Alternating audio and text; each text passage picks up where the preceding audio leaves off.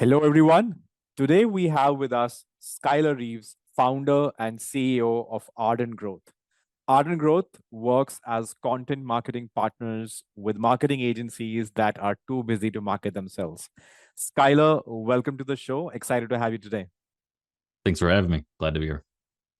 Skyler, why agencies? If you could share your journey into content marketing and what inspired you to specifically focus on digital marketing agencies. Yeah, so I think we'd worked with, I think like most agencies when they start out, we tried to figure out who did we enjoy working with the most, who was the most profitable, that general sort of thing. And over time, we realized that we actually had one agency reach out to us and ask us if we'd be willing to create some of their content. And it was the first agency we worked with. And I said, sure. I liked the founder. I liked the brand. We knew their audience pretty well. And so we started creating content for them and quickly got them some pretty great results. Realized we really enjoyed the relationship because we weren't having to, they just made everything easier on us. We didn't have to explain why we were doing what. They just gave us the reins and told us to grow the revenue. And that's what we did. And after that, I asked the team, I said, how do you guys feel about us trying to do this some more with other agencies? And they were on board with it. They liked it. The clientele were great to work with, and everything was, it was like working with yourself, basically, really is what it felt like a lot of times. So we started working with them more, and then we realized that some of the technology that we had developed was beneficial to them as well. And so that opened up additional revenue streams for us as well. And yeah, it's like getting to do for other agencies. It's like being like a nice fractional marketing team for other folks and getting the exposure that you might like marketing different ways for other types of customers without having to do it internally on your own brand. How challenging has been after that one client? Has it always been like that easy as it was with the first client? Or I understand agencies don't have time to market themselves and for themselves, but then still, how easy is to work with them or get approvals and stuff like that? Yeah, so far it's yet to be difficult. I think it's mainly because the way that we approach it. So we tend to approach our like what makes a good fit as another marketing agency who works with us is someone who we're the founder, or they tend to be, they're not quite like, they don't have a marketing head, right? They don't have a head of marketing, director of marketing, etc. They want to market themselves, but they're too busy and they're very much more focused on the operations side or the sales side typically. And so the way we structure the relationships is that we come in and we're literally like a fractional marketing team in the sense that we're there involved directly in the CRM. We're involved in a lot of the meetings of what's going on internally with the business. And so we don't really have to worry about approval because the approval comes from our side. We actually handle approvals ourselves, and what we're held accountable to is revenue growth. And so as long as we're growing revenue, that's that. And so we haven't really had to deal with a lot of approval issues or anything like that. So I think that structuring that way is what's helped there. Otherwise, it would be a nightmare like it is with any other client. And I think like one good point is, since like you said, like your work is directly related to the revenue impact it's creating. So I think like it then makes it easier from the approval side and everything, because as long as it's getting that output, I think the owners, like, what else would they need? Yeah, if they're wanting to be, obviously we'll take input with trying to understand, okay, do you have a brand? Have you established what direction you want to go with this brand? And we discuss those things, but we discuss those things during strategic meetings. And it's just like what you would do if you had an actual CMO, right? Like you would you would discuss with your leadership team, hey, here's what we think, what a good idea to do, what a good direction to go with the business would be. And then you would expect your CMO to execute. You don't expect the CMO to be going to the head of ops to ask them what their opinion on some piece is, right? And so that's how it's been. But now folks who want to have more granular control and want to run it all, those are the founders who tend to be more on the marketing side and less on the sales or operations side. And so they're also usually not the ones that are looking for us. I think they're usually just looking for an extra pair of hands, right? They're just looking for help with execution, not necessarily with the entire marketing function of their organization. So the right fit basically is an agency that doesn't have a CMO for themselves. And that's where the right fit basically is. Yeah. And I think a lot of agencies, even if they do have a CMO, it really probably shouldn't be a CMO at that point. It should probably be head of marketing or a brand manager or something like that. And so it's usually folks who don't have one of those, and where the founder they want to do marketing. They know they need to do marketing, but they just can't seem to pull themselves out of more important areas of the business, and with good reason. I think in the long run, the CEO shouldn't be doing the marketing anyway, unless it's what I would call like company level marketing, where they're using it to broadly influence to bring in additional talent or to tie their name associated with the brand. I think that's useful, but your standard sort of execution of the strategy shouldn't be on the day to day of a founder. So not in the long run. Skylar, keyword research becomes very critical. I know you do a lot of work on that, a lot of research on that. What does your keyword research looks like? Because the keyword research will define the topics you write about, will define everything around the content strategy as well. So what does your keyword research look like? So it typically the way we approach it is we call it the total searchable market. So anything that's relevant that a person could possibly search for that you could eventually do business with, whether you offer that product now or in the future, we just pull all the data in. And then we take all that, crunch it through an algorithm that we wrote, and we end up with a sort of a map of the market. And then we use that. We have another algorithm that helps us prioritize it. That way you end up suppressing a lot of the more irrelevant topics at the current point in time. They get suppressed down toward the bottom, so you don't really run into them. And that's what we use to inform the high level, but we also try to blend it together with qualitative research that we're getting from, say, the sales team, or what we're getting directly from their market. So we'll survey their market a lot of times, and we try to find that overlap between what's the problem areas that the customer has. And then sometimes we even end up go back and iterating on that keyword research again once we uncover new insights of the way a customer describes a problem or something like that, to bolster it even more, to give us some more. But we try to find that overlap between what are their problems, what's the customer talking about, what do they see as valuable, with what do we actually have in the actual quantitative data research side of things. And then the last component is also looking at it from the perspective of where's the business wanting to go, what are they focused Right. on, where do they get their margins, et cetera. So try to combine all three. But as from a keyword research standpoint, it's basically give me anything and everything that's relevant, and we'll let the algorithm shake out the rest. What are your thoughts on topic clusters? That's a broad question. I think that's so from a search standpoint, I think it's I don't know a better way to go if you're trying to tackle things from a search standpoint. I think broadly speaking, like clustering topics together is just there's not a better solution currently, because if you don't, what you end up doing is you're always going to run into mistakes of saying, should I create one page or two? Or maybe you create two pieces of content that end up cannibalizing each other later, or you create one piece of content, but it really should have been two. And you also, I think, if you don't cluster them together, you don't see the big picture of how much value is actually contained within like a subtopic of the market. And so being able to cluster all together, you can start to see, okay, maybe on its own, this one topic didn't seem like it would be very valuable to our business. But when you see it aggregate with everything else that's very similar, that has a high degree of similarity and overlap, you start to see what that real value would be. And then it also can help with, I think, everything from how you structure your site, how you decide, like if you're going to spend money creating content for your website, let's make sure we spend our money in the most opportune places possible.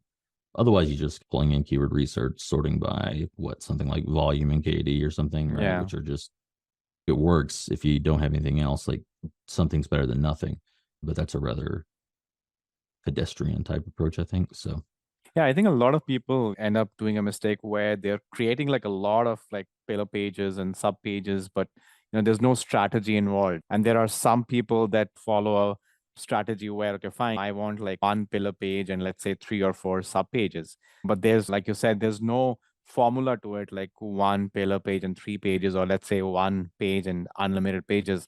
As long as that individual subtopic in itself has some relevance and value, only then will it have some traction. Otherwise, you'll end up having some sub pages which basically are like not of no value at all. yeah, and there's another like a common angle I think I see a lot of people miss when they're approaching this is recognizing that, okay, once you have a map of, say, this topic that you want to tackle and that you want to own, and you say, okay, maybe we're going to create these 10 to 20 pieces around it just to see what does it look like to begin to penetrate this market from a search perspective. There's a lot of topics in there that maybe aren't going to show up in your data, or maybe the intent from search doesn't really align with what you do as a business. And one thing you don't want to do is I wouldn't go address that intent based on search. I realize that's what would get you ranking for it. But the thing is, if there's a secondary intent that aligns better with your business, just go after that. It's okay if you're ranking 6 or 7 for it, because the people who are searching for that were eventually going to click on that result or find the result anyway. So don't just bend yourself to the will of search, because you're bending yourself to the broad market who's never going to buy anything from you anyway. So that's one key problem. I think another one is misunderstanding or not realizing the power that having an entry point topic can give you to drive people to other pieces of content that they would Yes, never search for, but absolutely. can 100% like position you for that market in a way that, again, they just never would have searched for something like that, to help you start to tell your narrative, to give your story to these people. And that's something I see a lot of folks miss out on, because they get too tunnel visioned on the SEO side of things. They're not thinking Right. about the broader picture. What's this look like with down the funnel, and or what's this look like to, if I wanted to share it on social, or how do I get traction on this?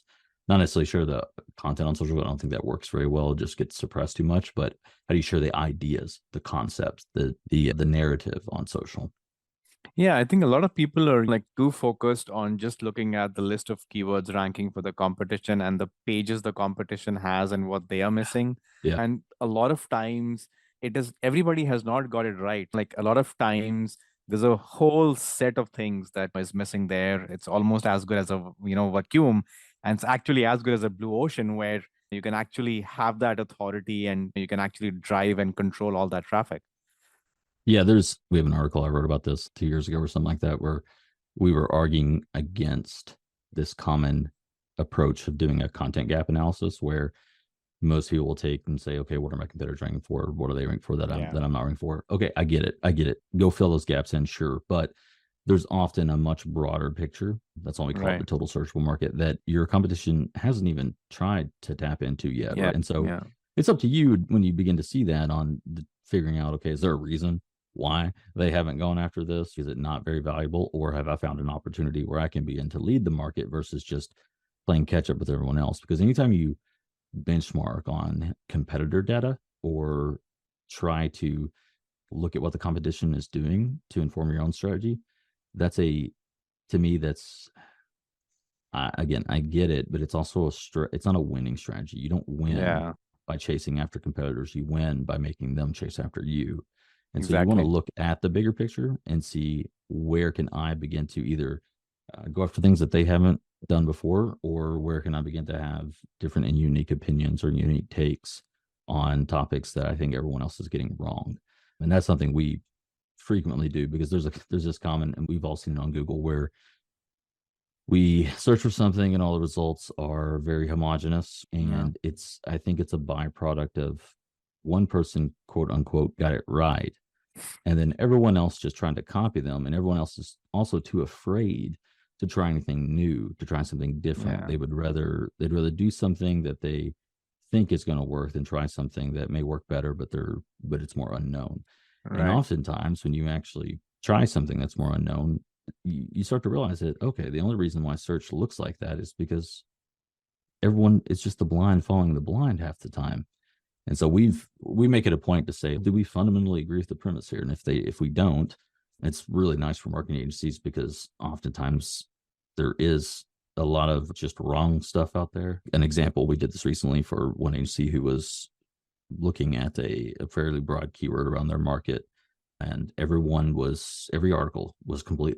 So the sort of core theme was around strategy, and every article was pretty much just focused on the tactical execution side of things on, say, social and SEO.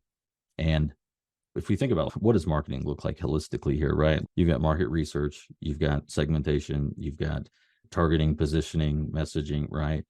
And setting objectives and all that. And then you get into product price, the 4 Ps, right? And promotion, that sort of tactical execution on the communications channels. That's just like 1/8 of marketing. And then all the articles were all based around that. And so we said, okay, let's take the bigger picture view. Let's actually call out how wrong everyone else is.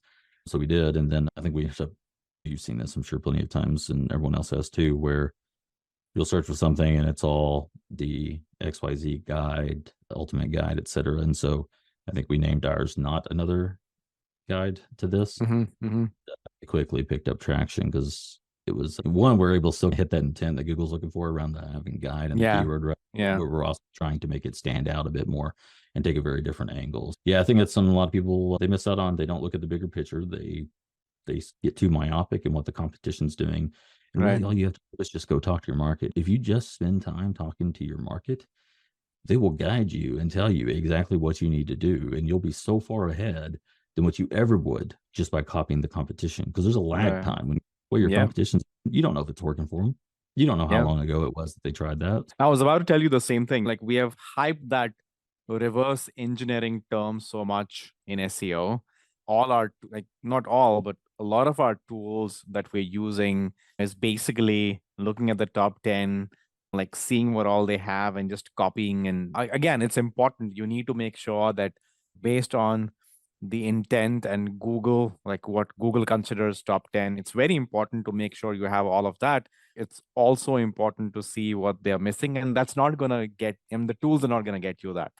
Like we Yeah. once talked to one of our clients and we told them, just talk to like 10 of your clients and show them your content and just tell them that, like, what are the things that they would also like to see, which is missing there. And that gave them some really good topics which the tools would not have. So I think it's definitely something that a lot of people miss, and maybe our viewers can try that activity of talking to their clients, seeing the topics that they're not getting in the tools, and see like the traction it gets.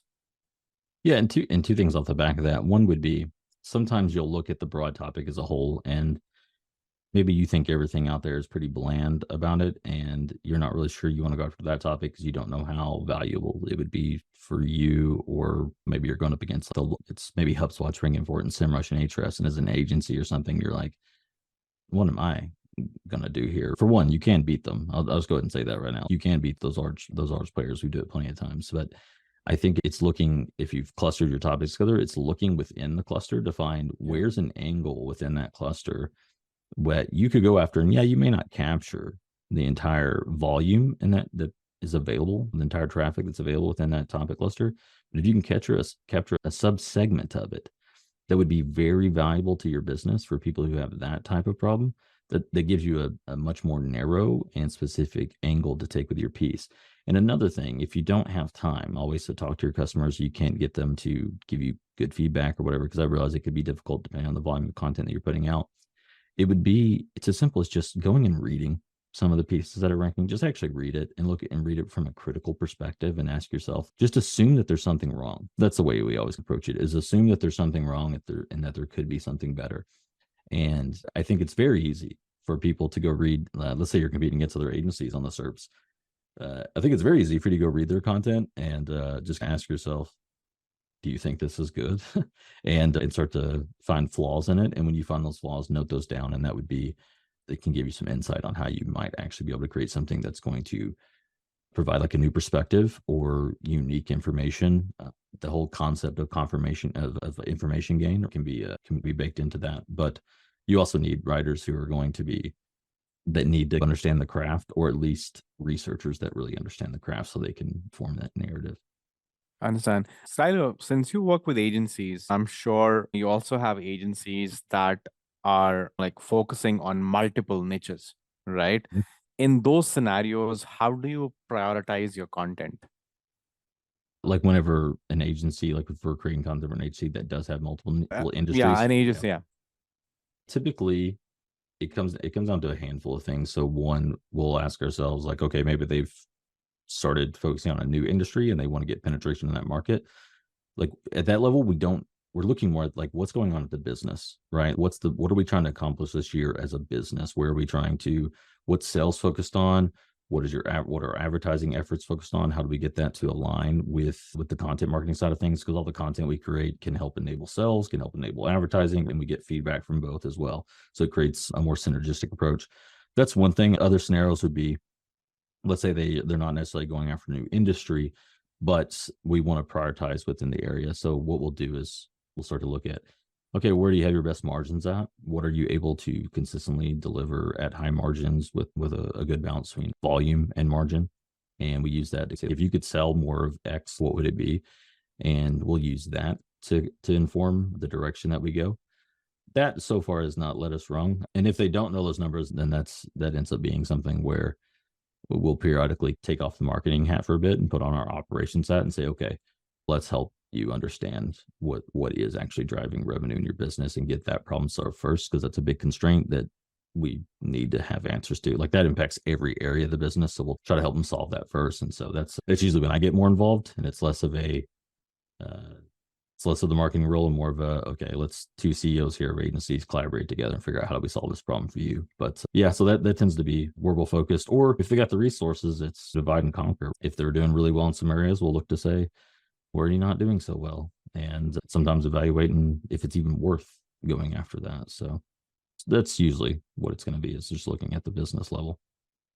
In your case, I know like you do the content for the agencies, but let's say an agency is doing their own content, and this will also hold true when they're trying to work for clients and they have a content team. Like when it's very difficult to scale content also, because content is something like it totally depends on the type of writers and like the tone of various writers and stuff like that. So I'm sure you handle like a big content team. Like any advice or any tips that can help you scale content and still make sure the consistency is there?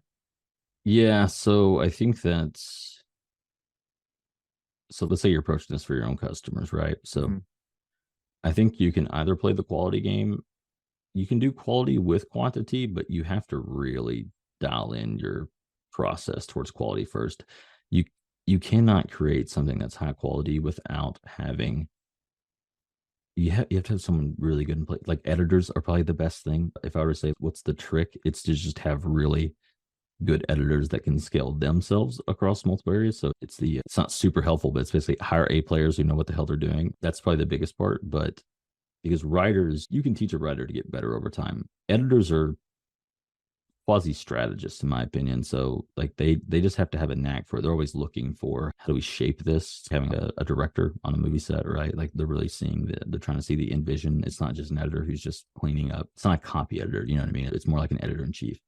That would be one. Other than that, I would say there's nothing wrong with asking, are we going to be like quality over quantity, one or the other, Mhm. and just picking one and going that direction with it. You can obviously charge more for quality and charge more but do less, or you can charge less and do more and leverage GPT or outsource writers, templates, things like that. But when you do begin to try to mix them together, I think because it's hard even when you add more people into it, you want to keep a writer working on the same account as much as Yeah. possible. That way the narrative like is consistent. And then say from a clustering standpoint, it can help too. So actually, here's a little tactical tip.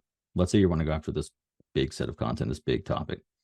Craft it in such a way as if you're writing a book for it, and just write the entire piece, and don't worry about trying to publish it like as you're finishing the pieces of it. Get the whole thing done, write this massive guide, and then begin to split it up across the topics that you need. That way everything is consistent, and everything from a research standpoint, you'll go back, you'll edit as you learn, discover new things as you're going. That's been one way to help kind of put out like a large batch of content, but it's much more of a, not much is going out, right? It builds up and then the dam releases, and now you have this corpus of content that you published. That's one way to do it. But another way I've seen, if you look at HubSpot, what they do is it's like minimal viable content. So they'll publish a piece of content and with kind of the like medium level standards, and then they have an entire separate team whose whole job is to come back in behind it and begin to periodically update that content, whether it's with new information or enhancing it with media assets or tools or templates or whatever it's going to be. It's their job to come in and take it from that C level type content to that A level type content. That would be another approach, but you want to have two different types of teams, because if you have someone who's really good at the details trying to simultaneously do volume, you'll run into issues. I'm not going to say it's not possible, but it's difficult. Skyler, favorite client story? So this was one, we got hired by an agency who, it was somewhat outside the beaten path, but they were trying to close a deal, and with a large global kind of e-com / software brand. And they reached out to us and said, so they'd already pitched the company, lost the deal, or they didn't really lose it. The company actually was like, hey, we think you folks are solid, but this pitch didn't really land. Try it again. And I'm thinking, that's nice of them to give you that shot. So clearly they want to work with you. They really, what it was, they needed better material so they could take to their own leadership to get approval. And so the agency reached out to us and said, can you help us with this? Is there anything you can do? And I said, yeah, I think so. And so when you need it, they said yesterday. And I said, okay. I said, it was on a Friday whenever I was having this conversation. I said, I'll pull in some of the team. I said, we'll make this work. We'll do it. We'll get it to you by Monday. And they said, okay. Normally we wouldn't work weekends, but I charged them a lot for it. I said, charged them a pretty hefty amount and told them, I said, if you don't land the deal, I'll pay you back, whatever. I was like, I'm pretty confident we could do this. And so we took all of that, crunched all it out over the weekend, put together a deck for them, like a 7-page deck that was more like a sales deck. And they were originally trying to pitch this deal at around $400K for the year. And I told them, I said, this is closer to $1.9 million deal. That's what I would be pushing for if I were you. And so I gave them the data. They went and pitched it and ended up closing it at 1.8. So that was a big win for them, and it really helped them survive that year with a lot of the stuff that happened in tech with everything slowing down. And for me, like, seeing that big win for them was like a big win for me. And I love that they broke out of their like self-limiting beliefs of how much they thought that they could charge. Yeah, definitely. Because they had some A big kind difference. of yeah, they were a little worried. They were like, I don't know that we can pitch this amount. And I was like, you need to pitch this amount. And they did, and they won it. So that's probably been my favorite one, at least for the past couple of years. For agency owners watching, could you share a content strategy, like quick win that they can implement immediately? Yeah. So yeah, here's one. So I know you folks probably do this with a lot of your customers where you tell them they need to make the comparison type pages or the list, the best of X type things. And maybe they want to push back against it because they don't want to put themselves amongst they don't want to talk about the competition.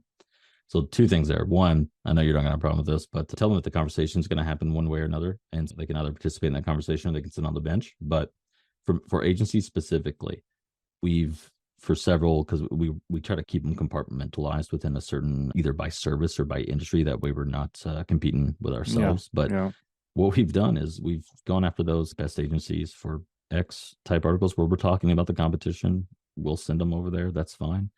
And it is converting into leads and into close one revenue too at a crazy rate. Make those pages. That's what I would do if I were you. Make them for if you're in the healthcare industry or the dental industry or whatever it is. Just talk about your competition and be charitable, right? Talk about what makes you good and who you're for, and make it clear who you're not for. And it's okay if people go to your competition. If they're not a good fit for you, you don't want them anyway, and because they may be a good fit for someone else. But yeah, so from a pure conversion standpoint, that's been a great one. It's great and stuff around that. From a broader strategic perspective, I would say a strategy should follow directly from your business strategy. So your business strategy is, you define what does winning look like for you, and then from there you decide where are we going to play such that we will win, where you have an unfair advantage that you'll win. How are you going to play the game such that you have an unfair way to win? So how are you going to play, where you've chosen to play? And then from there, you're looking at asking these questions of, so the 2 other components are, what are the must-have capabilities? So what has to be true in order for me to win, how I want to win, where I want to play to achieve whatever it is you're trying to achieve. And then lastly, what are the systems that we need to have in place to give us the feedback loops so that we can consistently iterate on this? And it's the core systems that without them, it wouldn't drive this unfair advantage in the market. And so that's the business strategy, right? And if you want to learn more about that, just go read anything by Roger L. Martin. But once you have that established, your content strategy just directly derives from that. Right. The strategy will be, okay, we decided we want to play in this market. Cool. Create content around that market, right? Focus on what are the problems you can solve, balance out your traffic sources, identify where the constraints are in your business. So like, strategy is not what a lot of people think it is, where it's this idea of, let me go look at some topics and, oh, should I create something around this or that? No, it's about go survey the market, go find out where your constraint is in your business. If you survey 100 people in your target market, do they know who you are? If they don't, you have an awareness problem. You need to fix that first. And then that will inform your content strategy for that year, right? If you survey 100 of them, they know who you are, and let's say you're even top of mind, but they're not often considering you when they're looking for this. Maybe they're oftentimes looking for in-house. Well, then Yeah. you have a consideration problem, fix that. Same thing with preference and all the way down. So you just have to identify what the constraint is first, set your objective around it, and then the strategy just paints itself once you know what the problem is. You just create content to solve that problem for yourself, just like you would for a customer. Thank you for that. Skylar, in the end, I know we're short on time. In the end, I like playing a quick rapid fire round of 3 to 5 Sure. questions. Perfect. You Sure. ready? Sounds good. Yeah, go for it. Your favorite part about Thanksgiving? Uh, that's a good question. I don't know. Rolls, maybe? I like Yeah, rolls. whatever comes to your mind. Yeah, rolls or potato wedges are probably the two things. The food's great. I think it's the rest you get afterwards. Are you a morning person or a night person? Both, really. More of a morning person. I like to get up early. Yeah, I get more done in the quiet time in the morning. 100%. Tea or coffee? Neither, actually. I'm more of a water or Red Bull. It's two extremes there, but yeah, not a big fan of coffee, not a big fan of tea. Right. What was your last Google search, if you remember? I think had something to do with HubSpot's new lead object. I was looking around seeing like something to do with some of the properties that they don't have documentation on yet. So I think that was the last one I looked for. If a movie was made on you, what genre would it be? Probably action comedy, and it would probably look at like my time in the military. That's probably what it would be around. Skylar, thank you so much for your time. It was fun having you. Yeah, thanks for having me. Enjoyed it.